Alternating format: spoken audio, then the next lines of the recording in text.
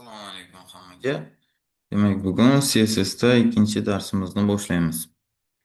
Hop, CSS papkamizga kirib olamiz va ikkinchi dars uchun kerakli papka ikkinchi dars. Va ikkinchi darsimni Visual Studio'da ochib olaman.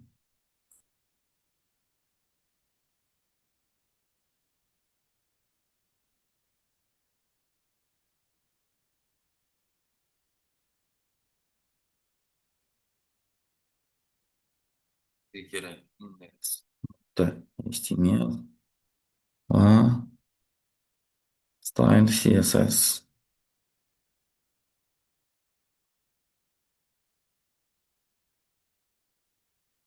Hop, Shift 1 va CSS faylimni ulab olaman. Eslatma qoldirib ketaman. Link slash CSS. Hop, bugun nimalarni o'rganamiz? Bugun HTMLdagi elementlarni CSSga target qilish, ya'niki mo'ljallash, CSSga chaqirib olish usullarini ko'rib chiqamiz. Hop, deylik, H1 tegi bor va uning ichida lorem ish yozilgan. Keling, shuni H3 qilaylik va bundan bizga bir nechta yaratdik. Hop, natijani ko'ramiz. Mana, demak, 6 H2 bir xil holatda. Endi bularni CSS ga target qilib va ularga style beramiz. Stil beramiz. Hop. Tagim nomi H3 yozaman. Demak, H3 ga stil bermoqchiman. Color. Rangi red. Va ko'ramiz, H3 qizil bo'ldi. Va bu yerda 6 ta H3 tegi bor. Xo'p, CSSga H3 rangi qizil bo'lsin dedik. Bu qanday ishlaydi? Demak, tag nomi bilan chaqirganimizda bu HTML ga boradi va aytadi: barcha H3 nomli taglarni menga olib kel, chaqir va rangini qizil qil deydi. Mana shu joyda bitta ma'lumot bo'ladi. Men shunaqa qilmoqchimanki, faqatgina toqlari qizil rangda bo'lsin, qolganlari esa qora rangda qolaversin. Nima qilamiz endi? Demak, tag nomi bilan chaqirsak, o'zi CSSda selektor degani o'sha HTMLdagi taglarni CSSga target qilish. Selektorlar uch xil usuli bor. Birinchisi tag nomi, ikkinchisi class va uchinchisi ID. Endi demak, tag nomi bilan chaqirishni ko'rdik.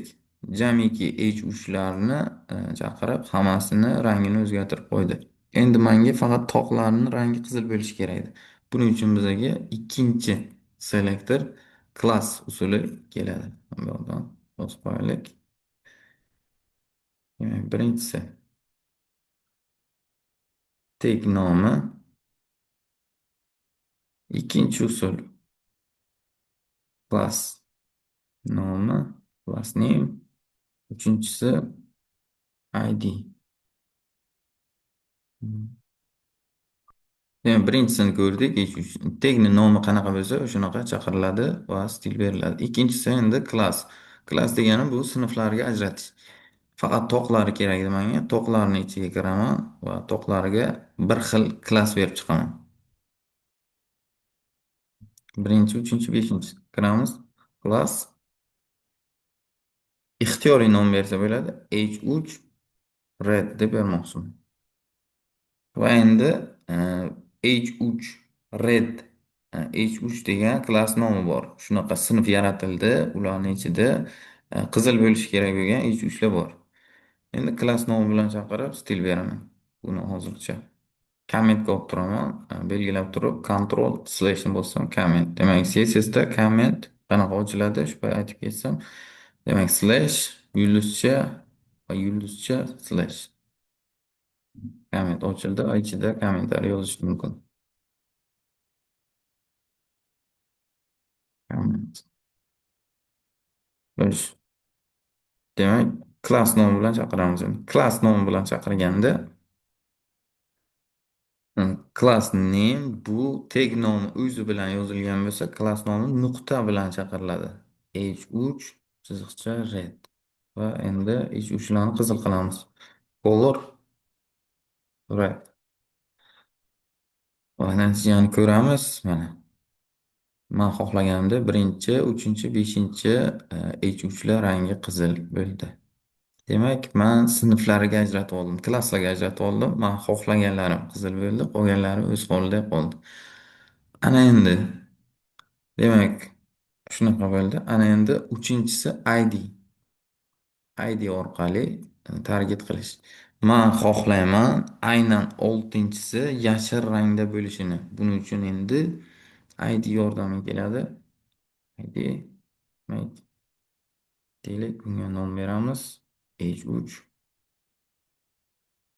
yashil. Va buni CSSga target qilish, rushotka panjara yoziladi, ID nomi yoziladi. H3 green.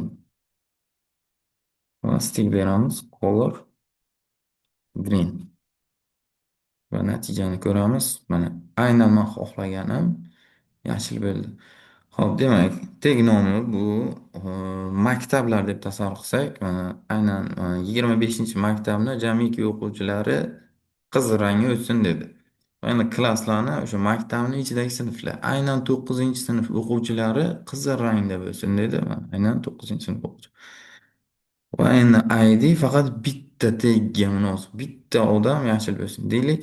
25-maktab 9-sinf o'quvchilari ichidagi Jonibek degan o'quvchi aynan yashil formada kiyinsin degani bu o'sha ID, aynan o'zini target qilish.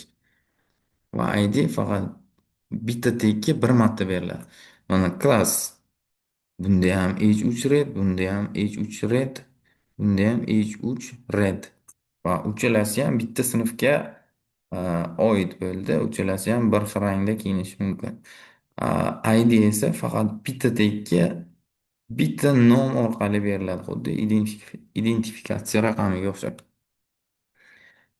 Demak, buni ham tushundik. Ana endi ustuvorlik jihatdan keling, mana bunda klass ham beramiz, ID ham beramiz. Class H3 blue. Hammasini o'chiraman, kerak emas. Va H3 ni 3 ta usulda chaqiraman. Deylik, birinchisi H3 ni o'zi. Bu tag nomi bilan, demak, target qilamiz.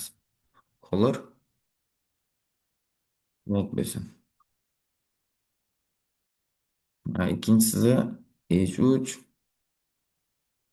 Endi klass nomi H3 blue. Color blue bo'lsin. Va uchinchisi ID H3 green.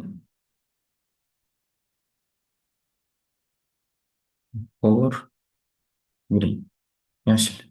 Va natijani ko'ramiz. Demak, 6-H3 ni o'ziga ham tag nomi bilan rang berdik, ham klass nomi bilan rang berdik, ham ID nomi bilan rang berdik. Tag nomi qizil bo'lishi kerak edi agar bu ishlasa. Agar bu ishlasa ko'k bo'lishi kerak, agar bu ishlasa yashil. Demak, uchalasi bir vaqtda kelganida ID ustuvorligi birinchi o'ringa chiqadi va ID ning ichidagi kodimiz ishlaydi. Va bular ketma-ketlik jihatidan ahamiyatga ega emas. Deylik, men ID ni tepaga chiqarib qo'yib, ko'kni oxiriga yetirib qo'ysam ham hech narsa o'zgarmaydi. Agar ID o'chsa va ustuvorlik jihatdan endi ko'k bo'ldi. Demak, uni ham tepaga chiqarib ko'kligicha qoldi. Demak, ID birinchi o'rinda, ikkinchi o'rinda klass, uchinchi o'rinda tag nomi. Demak, uchalasi bir vaqtda kelib qolsa, birinchi ID ishlaydi, ikkinchi klass va uchinchi tag nomi ishlaydi. Endi bitta tagni o'zida ikkita klass berilgan bo'lsa, ikkita klass berish ham mumkin. Deylik, H uch xo'sh yellow. Bu ikkita klass nomi bilan ham chaqirib targib qilamiz. H uch yellow va rang beraman. Color yellow va natijani ko'ramiz. Demak, sariq bo'ldi. H3 blue, H3 yellow ikkalasi ham class. Endi agar class ID tag bir vaqtda kelib qolsa, birinchi o'rinda ID, ikkinchi o'rinda class, uchinchi o'rinda tag nomi ishlaydi ekan. Lekin ikkita bir xil tip kelib qolsa, qaysi biri ishlaydi? Ikkita bir xil tip kelib qolsa, qaysi oxirida yozilsa o'sha ishlaydi. Demak, qatorma-qator o'qib kelganda birinchi H3 ni ko'k qiladi. Va to'rtinchi, beshinchi qatorga kelganda уже H3 ni sariq qiladi. O'zi aslida ikkalasi ham ishlaydi, lekin oxirgi natija sariq chiqadi. Va bularni joyini o'zgartirsam, rang o'zgaradi. Oxirgi ko'k berganim uchun rang ko'kka almashadi. Agar bir xil tipdagi klass bo'lganda oxiri yozilgani ishlaydi. Agar tag ID class kelganda birinchi ID ishlaydi, ikkinchi o'rinda class va uchinchi o'rinda tag ustuvorlik jihatdan, demak, shunaqa ketma-ketlik bo'yicha ishlaydi. Demak, ularni tushundik. Va biz o'rganishimiz selektorlarni o'rganib chiqdik. Super qoida yozib qo'yganman. Agar ikkita selektorning ustuvorligi bir xil bo'lsa, ikkalasi ham class, ikkalasi ham ID yoki ikkalasi ham tag nomi bo'lsa, eng keyin yozilgani ishlaydi deb yozilgan. Property. Property, color bu property. eh, Red esa valuesi, ya'niki qiymati. Bu xossa, o'zbekchada xossa deyiladi. Uning qiymati color, qiymati red. Va font size ham xuddi shunaqa, property va uning qiymati. Bu yoqda ham tushuntirilgan. Kommentariy ham tushuntirdim. Demak, Ctrl slash bosiladi yoki slash yulduzcha yoziladi. Xo'sh, endi bu yoqda maslahatlar berilgan, probellar qoldirish va yozilish ketma-ketligi, bularni o'zlaringiz o'qib o'rganib olsalaringiz ham bo'ladi. Demak, keyingi darslarda ko'rishguncha rahmat. Assalomu alaykum.